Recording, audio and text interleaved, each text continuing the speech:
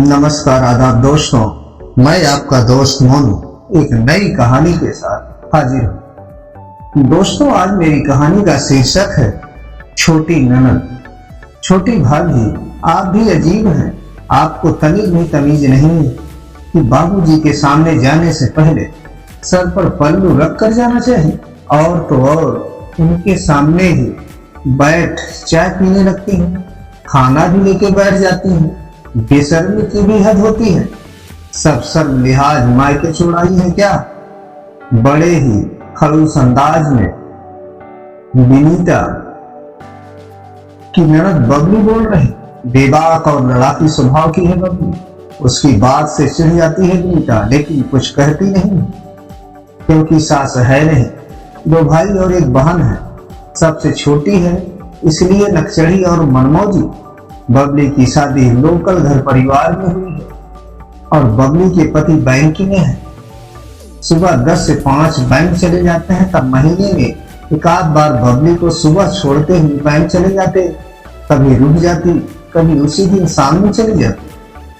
हर महीने बबली आती। दोनों भाभियां बहुत आदर सत्कार करती हैं। बड़ी भाभी से बबली ज्यादा कुछ नहीं कहती, क्योंकि उन्होंने ही बबली के शादी का सारा रस्म रिवाज निभाया था। बबली की माँ गुजर गई थी।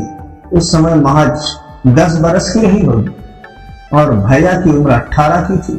बबली के पापा ने 25 साल के हो चुके बड़े भाई मोहन की शादी मीनू से कर दी थी, ताकि कोई घर संभालने वाली औरत आए और घर गृहस्थी सुचारू रूप से चल सके।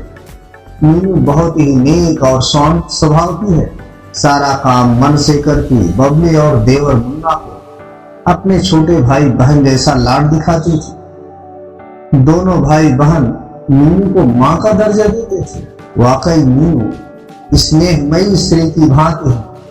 ठीक विपरीत मुन्ना की पत्नी विनीता है, जो कि आजकल की नारी है और फालतू बक और बकवास करने वाली ननद की बातें सुन लेती है, पर दूसरे कान से निकाल देती है। विनीता का मानना है कि ननद भाभी के रिश्ते में थोड़ी बहुत नोक-झोंक चलती है। सास भी नहीं है, ऐसे में छोटी ननद को छिड़की देना ठीक नहीं। आज हद हो गई।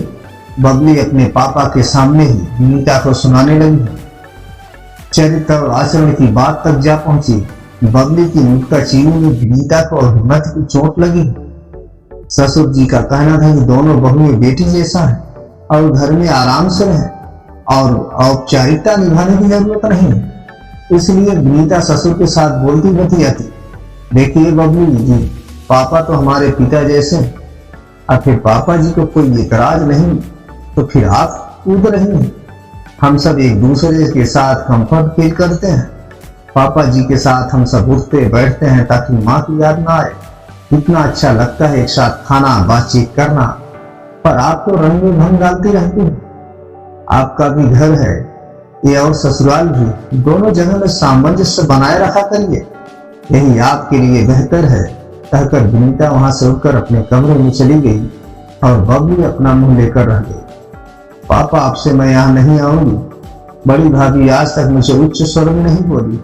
छोटी भाभी की आवाज सुनिए जरा, ये तो हमारे सिर पर डांस कर रही है। ये क्या बोल रही हो बबली? तमीज और संस्कार को ताक पर रख पाई हो।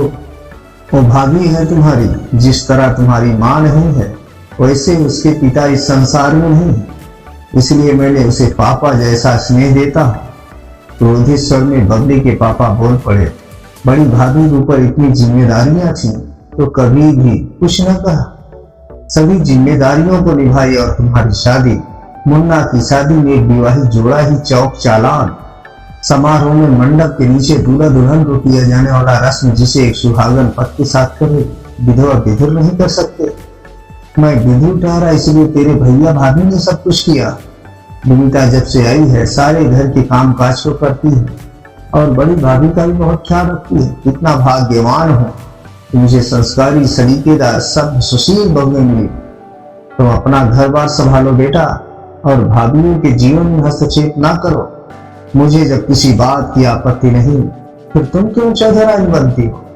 तुम्हारी कोई छोटी ननद तो है नहीं, रहती ना और ऐसा ही आचरण करती तेरे साथ तब तू समझती तो अपने पापा के तंज को बबली बौखला गई और पटकते अपने ससुराल चली गई। विनीता अपने ससुर जी के अतिशय प्रेम, दुलार और ममता की बात सुनकर आह्लादित हो गई और मन प्रसन्नचित है, गदगद है।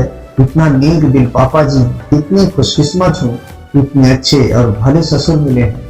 ससुर ही नहीं, सास भी। राधे राधे दोस्तों।